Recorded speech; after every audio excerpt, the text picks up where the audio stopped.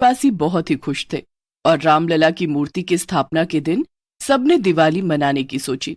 दिवाली का समय आते ही रमेश नगर में चारों तरफ खूब रोशनी और पटाखों का शोर शुरू हो गया। एक दिन छोटू और पिंटू नाम के दो बच्चे आपस में बैठे बातें कर रहे होते हैं।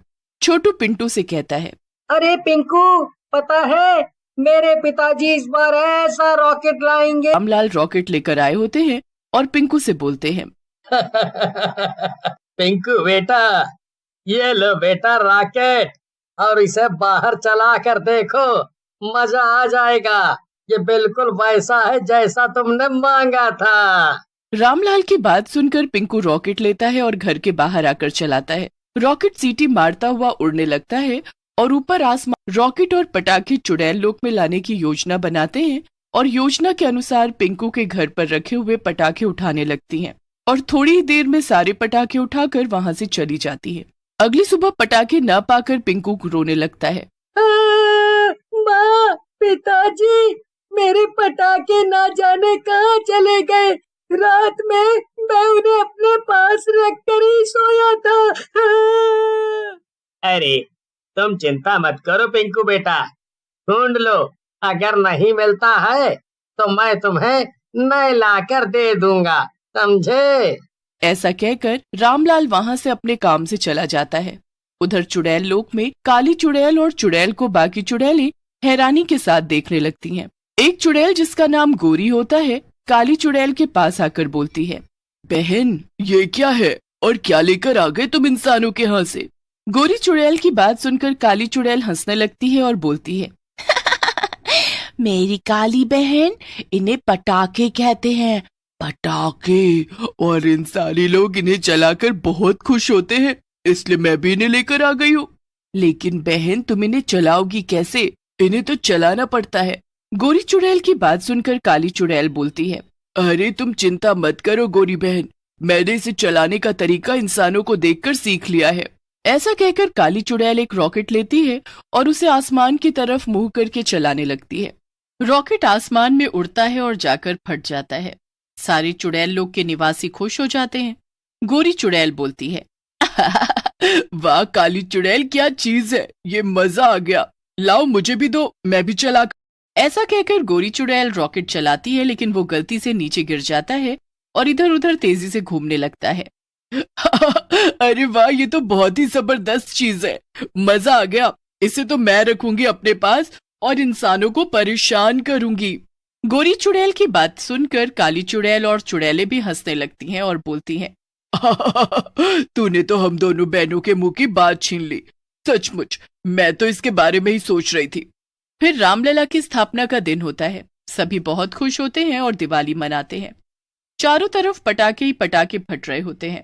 चुड़ैलें भी सुंदर औरतों का रूप बदलती हैं और लोगों के बीच में चली जाती हैं। सुरेश नाम का एक गांव वाला वहां पटाखे चला रहा होता है। इतनी सुंदर तीन औरतों को देखकर खुश हो जाता है और बोलता है,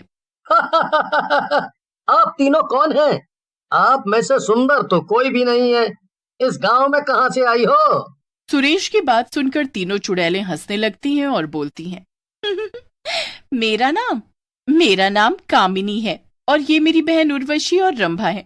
हम दोनों पास के गांव में रहती हैं। आपके गांव की दिवाली के बारे में बहुत सुना है, इसीलिए हम यहाँ दिवाली मनाने आ गई हैं।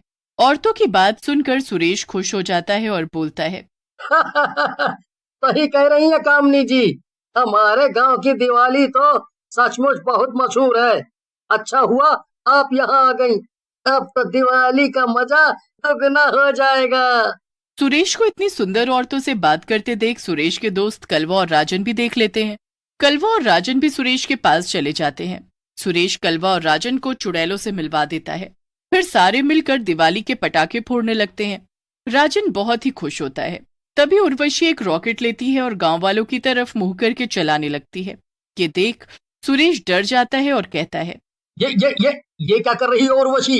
अगर तुम ऐसे रॉकेट चलाओगी तो ये किसी को लग सकता है, तुम ऐसा मत करो। सुरेश की बात सुनकर उर्वशी हंसने लगती है और बोलती है, अगर पटाखे चलाने में मस्ती ना की तो क्या मजा है, अभी तुम देखो तुम्हें भी मजा आएगा। ऐसा कहकर उर्वशी रॉकेट को नीचे रखकर चला देती है। रॉकेट सीधा उड़ता हुआ एक आदमी की धोती में गिरता है और उसकी धोती में आग लग जाती है। ये देख तीनों औरतें हंसने लगती हैं। आदमी को बहुत जोरों से गुस्सा आ जाता है और वो उन लोगों के पास आकर कहता है, तुम सब लोगों को तमीज नहीं है क्या? अभी मेरे साथ बुरा हो जाता तो। लेकिन तीनों चुड़ैलों पर उस आदमी की बात का कोई असर नहीं होता और वो चुड़ैलें हंसती रहती हैं। ये देखकर आदमी को गुस्सा आ जाता है और उर्वशी को एक थप्पड़ मार देता है। थप्पड़ लगते ही उर्वशी अपने असली रूप में आ जाती है और आदमी को गले से पकड़ लेती है। तेरी इतनी हिम्मत, तू हम चुड़ैलों पर हाथ उठाएगा? आज तेरी मौत पक्की है। ऐसा कहकर चुड़ैल आदमी की गर्दन मरोड़कर उसे मार डालती है। चुड़ैलों को देखकर गांव में अफरा तफरी मच जाती है। मजा आ गया चुड़ैलों, क्या भगदड़ मची है पूरे गांव में। ऐसा नजारा कभी नहीं देखने को मिलेगा। गोरी चुड़ैल की बात सुनकर काली चुड़ैल कहती है, सही कह रही हो बहन, ऐसा नजारा कभी नहीं मिलेगा। क्यों ना इस नजारे को और भी अच्छा बना दे। ऐसा कहकर काली चुड़ैल सारे पटाखों में आग लगाकर गांव वालों की तरफ फेंक देती है। पूरे गांव में आग लग जाती है। इधर गांव वाले गांव के पंडित जी के पास जाते हैं और उन्हें सारी बात बताते हैं, जिसे सुनकर पंडित जी कहते हैं, मेरे गांव वालों, ये चुड़ैल का मामला है, तुम्हें किसी तांत्रिक के पास जाना चाहिए।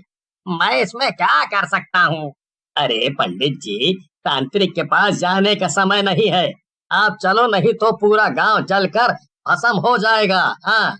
फिर गांव वालों की जिद पर पंडित जी चुड़ैलों के पास चल पड़ते हैं। पंडित जी को देख चुड़ैल कहती है, इस मरियल को लाए हो गांव वालों अपनी मदद के लिए? ये कुछ नहीं कर पाएगा। चुड़ैल की बात सुनकर पंडित जी कहते हैं, दुष्ट चुड़ैलों, तुमने गांव वालों को परेशान करके ठीक नहीं किया है।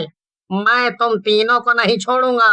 आज हमने अपने गांव के मंदिर में भी राम लाला की प्राण प्रतिष्ठा की है, उसी का ये चरणामृत है।